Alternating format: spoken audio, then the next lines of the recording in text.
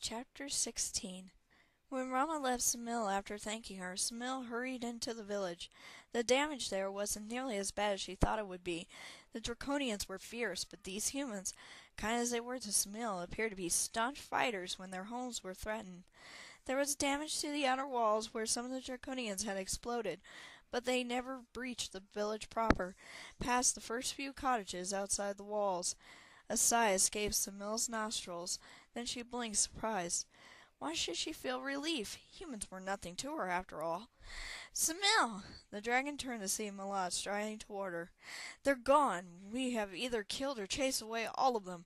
A few villagers fell during the battle, Malat said, bowing his head, but only a small fraction of what we would have lost had you and Talon had not warned us, and had you not helped us fight. I did no more than repay my debt to you, she said, running one claw through the dirt. Malat raised an eyebrow. Is that the only reason you helped? Samil prepared to refute him, but the human changed the subject. Shall we see if Talon is all right? I know she's all right, Samil said.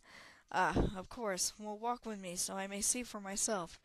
Boy and dragon swiftly covered the distance to Yana's cottage. Rama rose from her spot in the enlarged doorway and faced Malat and Samil.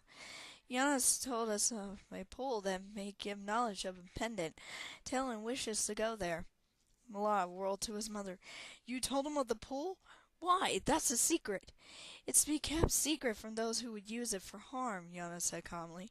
I know the importance of the pool, even better than you, son. I think it'd be good for them. Something unspoken passed between Yana and Malat, but Samil couldn't imagine what it could be. But if this pool could tell us something about the pendant, perhaps they wouldn't even need to go to the Atlantis. Samil could be free of Talon much, much sooner.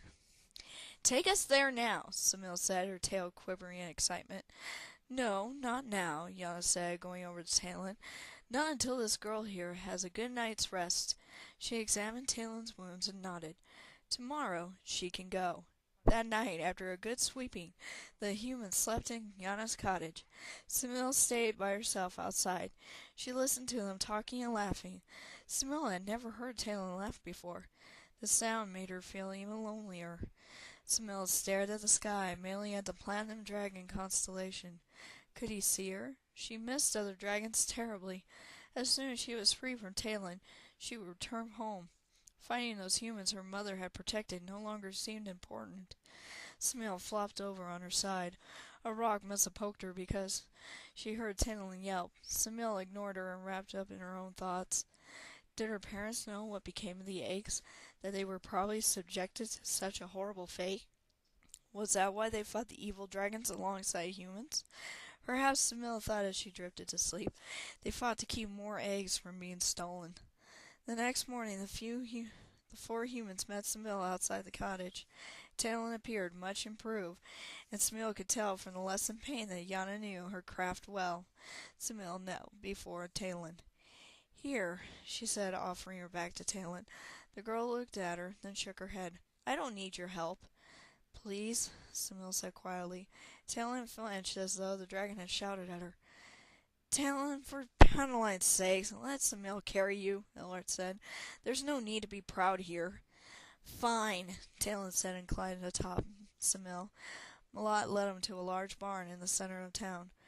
The pool is in a barn? Talon asked. Malat smiled. Not quite, he said as he opened the large barn door. 4 people stood in the center of the barn, holding swords rather than hay rakes. Malat went to them and spoke quietly for a long time. The guards did not appear happy, but they finally moved aside, scraping hay away from the floor with their boots and revealing a large door set in the floor. Malat and the guards pulled a chain, and the door swung up and opened, revealing a large hole. The pool is in a cave deep in the mountain, Malat said, disappearing downward.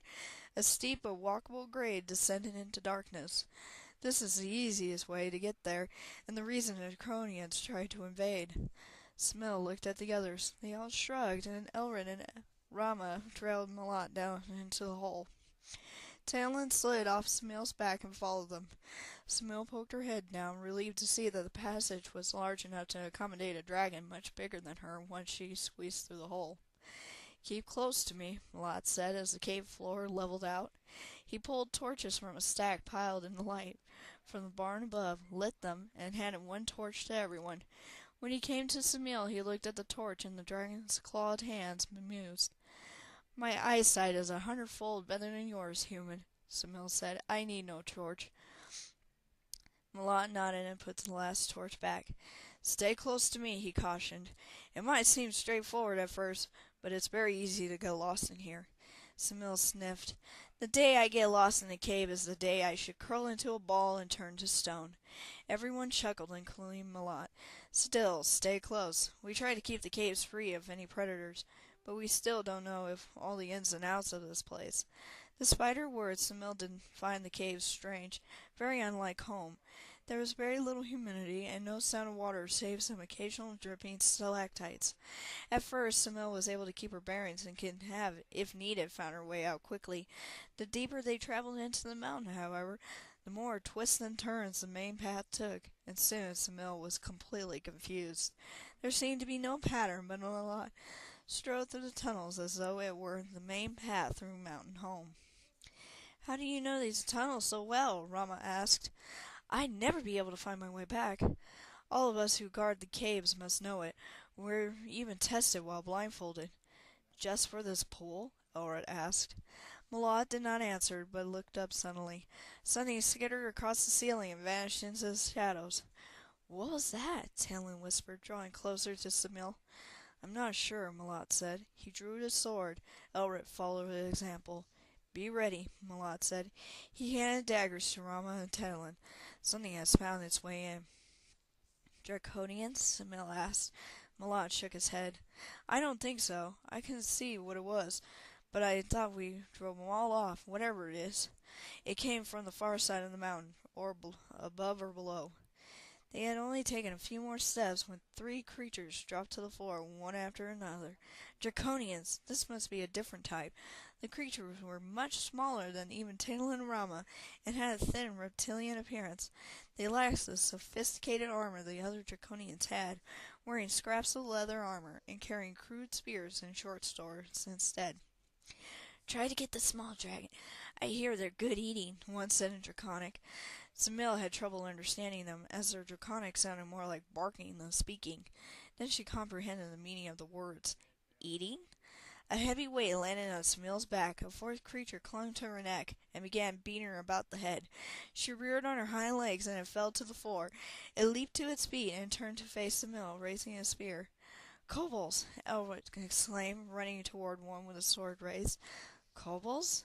Samil echoed in her mind. She'd never seen a kobold. A second look at the creatures made her realize that these beings could never have been dragons.